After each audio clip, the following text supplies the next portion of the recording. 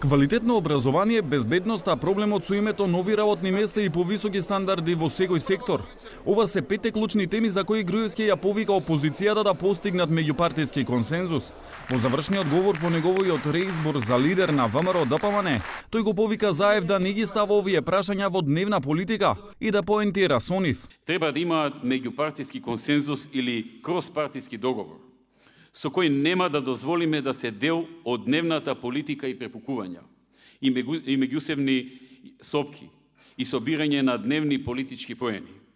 Таквиот договор, доколку опозицијата е спремна да го прифати, ќе ни донесе голем напредок како држава.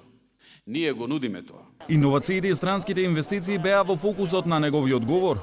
Во контекст на политичката криза, Груевски повторно зборуваше и за како што ги нарекува креираните материјали на опозицијата, обвинувајќи го Заев дека на тој начин ги плаши инвеститорите, а и се заканува опасност за одземање на препораката за отпочнување на преговорите со Европската Унија. Обидите на Заев за компрометација на владата и создавање слика за нас како луѓе со најлоши намери и побуди, како и неговите закани за насилно преземање на власта, создаде мала загриженост и немир од потенцијална нестабилност кај дел од инвеститорите, но за среќа засега се уште нема посериозни проблеми.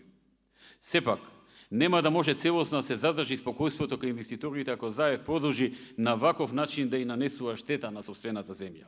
Никола Груевски доби уште еден 4-годишен мандат да ја води партијата. Тој беше единствениот кандидат за позицијата. Од вкупно 560 делегати, за изборот на председател гласале 529, од кои 528 за Груевски, а едно ливче било неважечко.